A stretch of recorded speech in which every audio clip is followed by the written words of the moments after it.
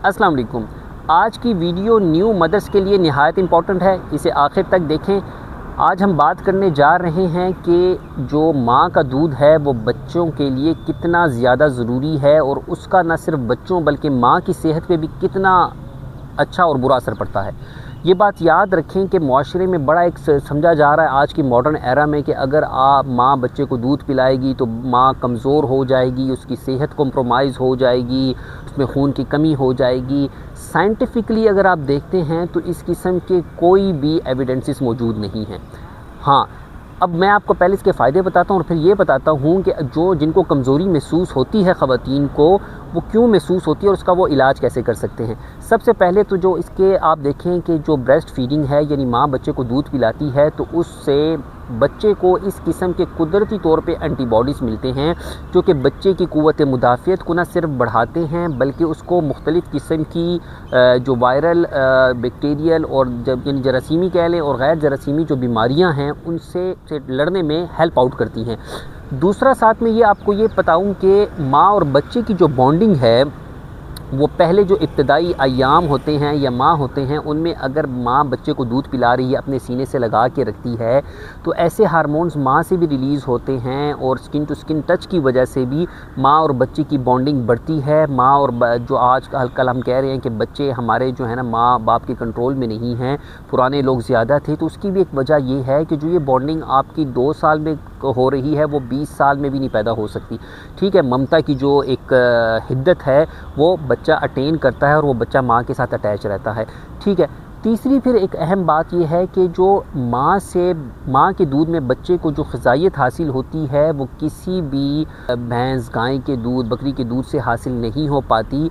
इससे आप इतना अंदाज़ा लगाएं कि वो बच्चे ज़्यादा ज़हीन वाक़े होते हैं जो कि अपनी माँ के दूध पे इन्हिसार करते हैं और उन्हीं को मतलब ब्रेस्ट फीडिंग उनको मिलती रही है अगर प्रॉपर्ली।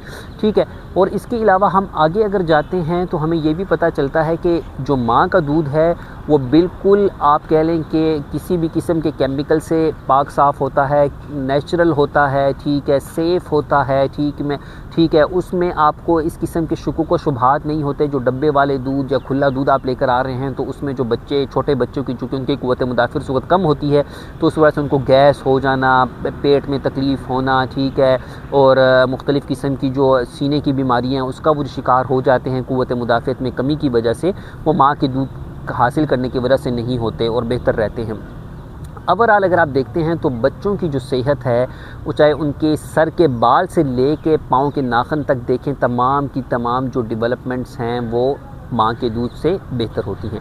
अच्छा, अब माँ की जो सेहत है उस पे ये है कि उनकी जो आपने वापस हार्मोन्स आने हैं जो बच्चादानी जो पार्चुरेशन के दौरान यानी कि डिलीवरी के दौरान उनके जो बच्चादानी के पट्टे हैं, नाभ से नीचे जो पट्टे हैं जो जोर आते हैं, अगर माँ बच्चे को दूध पिला रही है तो उसके जिस्म में ऐसे खून में हार्मोन्स रिलीज़ होते हैं जो कि उस मसल्स को दोबारा अपनी फार्म में वापस लेकर आते हैं। यानी जो ख़वातीन की सेहत है, हार्मोनी सेहत है, ठीक है, उनको तवाज़न में रखते हैं और उनको बेहतर रखते हैं।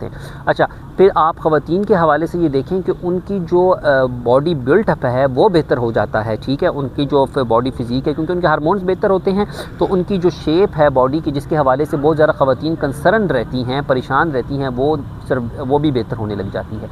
अच्छा, और इसके अलावा बहुत सारे जो फ़ायदे हैं एज़ ए फैमिली अगर देखते हैं तो जो बच्चे और माँ की बॉन्डिंग और पूरी फैमिली की जो बॉन्डिंग है उसके बच्चों के साथ उसके पीर्स के साथ जो बाइंडिंग है माँ की बच्चों की और आपस में बच्चों की वो अच्छी खासी डेवलप होने लग जाती है।